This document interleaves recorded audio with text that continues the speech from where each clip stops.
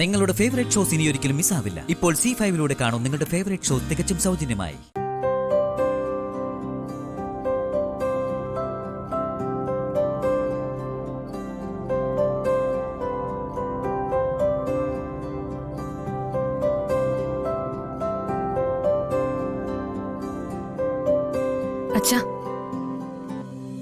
അച്ഛനെന്തിനാ joint കൊട്ടേഷനും പാർട്ട്ണർഷിപ്പും ഒക്കെ?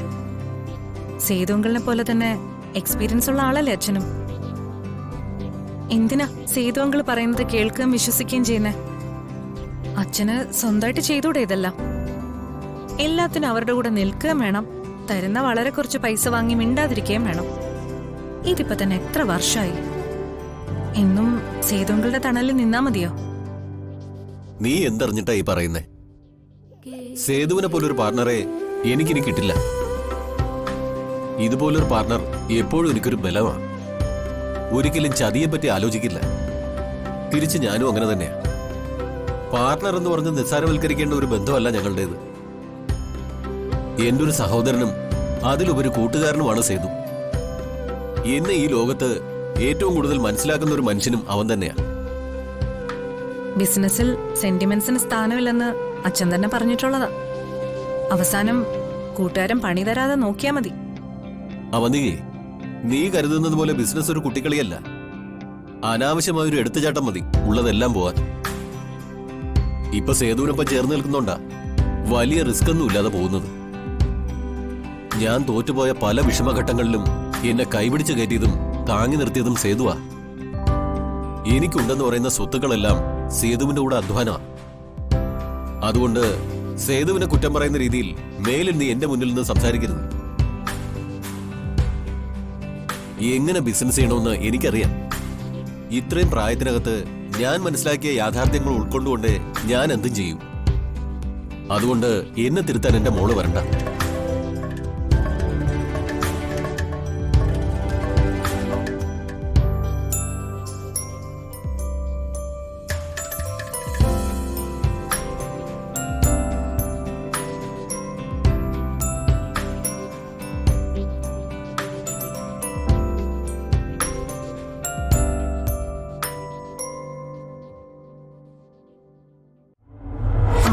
അമ്മാവാ എവിടെയുണ്ട്? എനിക്കൊന്ന് കാണണം.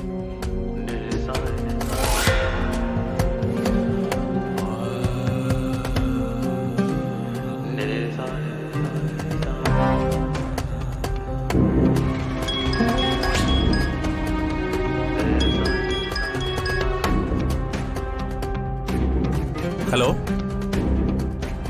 ഞാൻ ഇവിടെ തന്നെ ഉണ്ട്. ഹരിഹരനല്ലേ വരുന്നത്? ഓ, സാറിന്റെ മോളാണോ? ശരി ശരി, കണ്ടു കഴിഞ്ഞ് ഞാൻ വിളിക്കാം.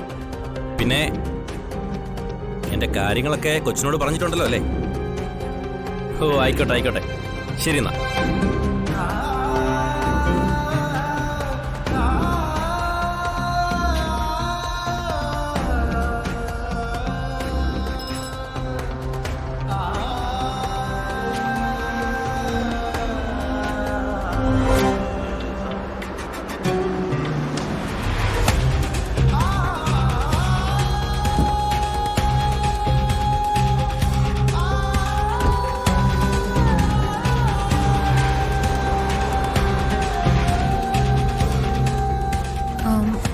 പ്രഭാകരൻ സാറല്ലേ?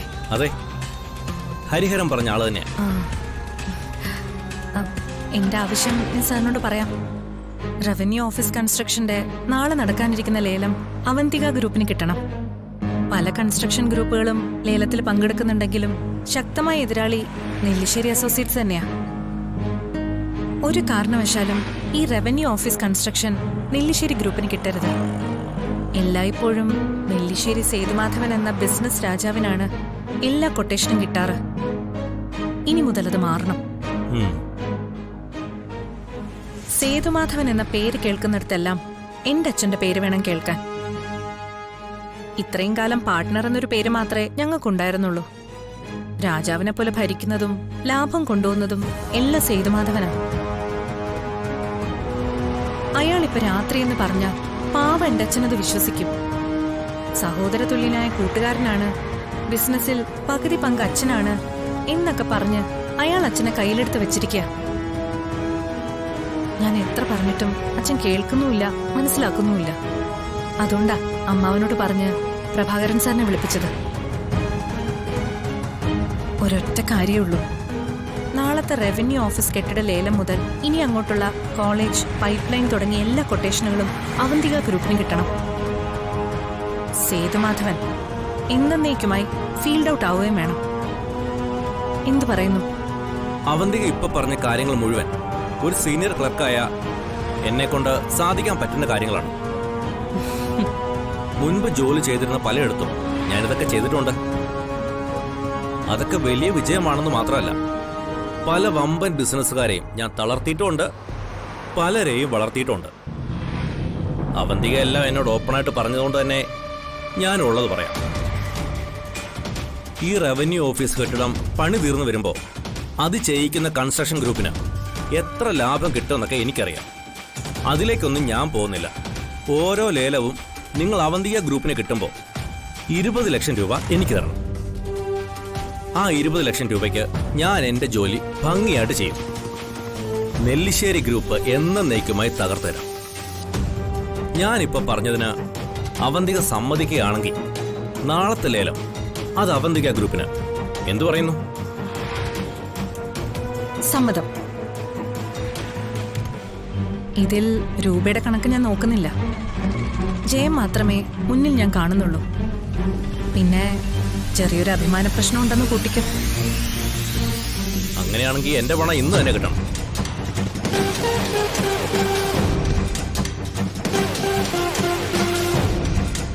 ദാ, ഞാൻ സൈൻ ചെയ്തിട്ടുണ്ട്. പറഞ്ഞ തുക എഴുതിയെടുക്കാൻ സാറിന്. നമ്മളിതിപ്പോ നിസ്സാരമായി പറഞ്ഞെങ്കിലും ഇതിനിടയ്ക്ക് ചില കളികൾ കളിക്കേണ്ടതുണ്ട്. അതിലേറ്റവും എളുപ്പം ബ്രൈബറി ആരോപിച്ച് നെല്ലിശ്ശേരി ഗ്രൂപ്പിനെ ഒഴിവാക്കുക എന്നതാണ്.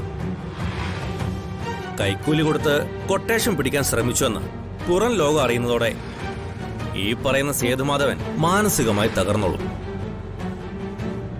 അതിന് നാളെ ലേലം തുടങ്ങുന്നതിന് 1 മണിക്കൂർ മുമ്പ് കുറച്ച് പണം എന്റെ കയ്യിൽ തരണം. അതും പണമായിട്ട് തന്നെ തരണം. ബാക്കിയൊക്കെ ഈ പ്രഭാകരനേറ്റു. അവന്തിക നേരത്തെ എന്നോട് പറഞ്ഞതുപോലെ നാളെ നിങ്ങളുടെ ഉയർച്ചയുടെ ആദ്യ പടിയാണ്. അവന്തിക ധൈര്യമായിട്ട് പോകും. എന്നിട്ട് നാളെ രാവിലെ അങ്ങ് വന്നാൽ മതി.